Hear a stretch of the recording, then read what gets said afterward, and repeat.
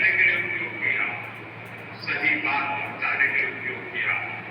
लेकिन जो लोग चुनाव हार चुके हैं, मैदान खो चुके हैं, ये लोग इन दिनों टेक्नोलॉजी का उपयोग करके फेक वीडियो बना रहे हैं। आर्टिफिशियल इंटेलिजेंस का उपयोग करते हुए मेरी आवाज में ऐसी फटी फटी चीजें आजकल सोशल मीडिया में डाल रहे हैं कि बहुत बड़ा खतरा पैदा हो रहा है। और इसलिए मेरी देशवासियों की अपील है कि कोई भी फेक वीडियो आपको नजर आए, आप पुलिस को जानकारी दो, हमारी पार्टी को जानकारी दो, कानूनी लोगों पर कार्रवाई होगी और उनको सबक सिखाया जाएगा। ये देश का कानून किसी के साथ भी प्रकार के खेल खेलने की इजाजत नहीं देता है। मध्य प्रदेश का चुनाव था, अमिताभ बच्चन की आवाज में उन्होंने ऐसी खबरें चलाई, आखिर अगर अमिताभ बच्चन को एक FIR करना पड़ा, वो लोग सारे पकड़े गए। ये खेल बहुत बढ़ाया इन लोगों ने, हताशा और निराशा में। और इसलिए मेरे भाइयों बहनों, हमें जागरूक रहने की जरूरत है। ये कोई भी फेक की जाए उस पर भरोसा मत करना। वहीं लोकसभा चुनाव के तीसरे चरण में बीजेपी और कांग्रेस के बीच आरक्षण को लेकर भी जुबानी जंग तेज है। पीएम मोदी और गृह मंत्री अमित शाह ने कांग्रेस पर हमला बोला है, तो संघ प्रमुख मोहन भागवत ने भी झूठ फैलाने का आरोप लगाया है। रिपोर्ट देखिए।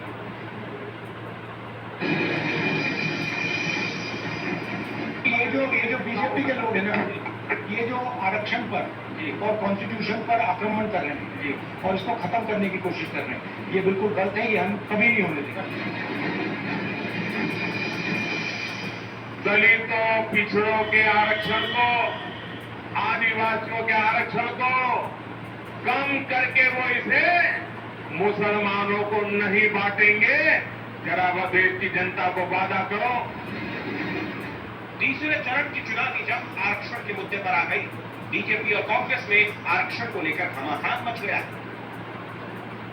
राहुल गांधी ने कर्नाटक के बीजापुर में दावा किया कि प्रधानमंत्री मोदी देश के संविधान को बदलना चाहते और पिछड़े समुदाय, आदिवासी और दलितों के आरक्षण और अन्य अधिकारों को छीनना चाहते।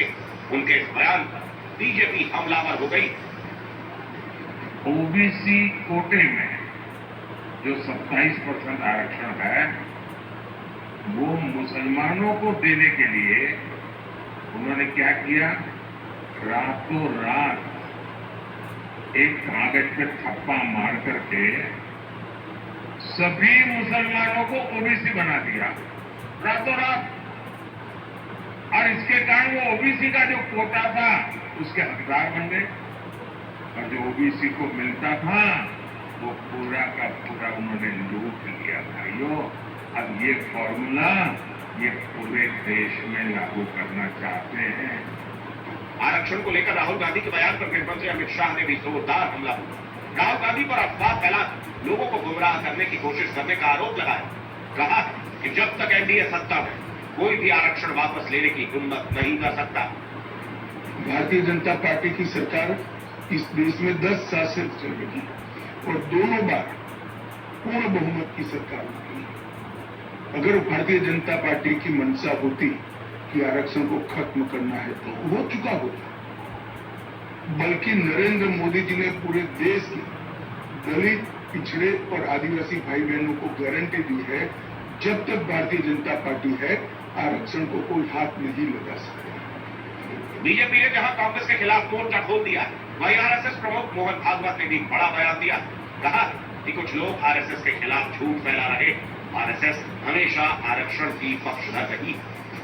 एक वीडियो घूम रहा कि संग्रहालय बाहर से तो बाकी अच्छे करिए, अंदर जाके कहते आरक्षण का हमारा विरोध है, बाहर हम बोल नहीं सकते। अब ये एकदम असत्य बात है, गलत बात है। जब से आरक्षण आया है तब से संविधान सम्मत सारे आरक्षण को संघ पूर्ण समर्थन देता है और संघ ये कहता है कि आरक्षण जिनके लिए है उनको जब तक आवश्यक लगेगा या सामाजिक कारण से दिया गया है, वो भेदभाव जब तक है तब तक ये आरक्षण जारी रहना चाहिए। लोकसभा चुनाव के तीसरे चरण में आरक्षण का मुद्दा गरमाने का साफ मतलब कि कांग्रेस और विपक्षी दल इस मुद्दे के जरिए बीजेपी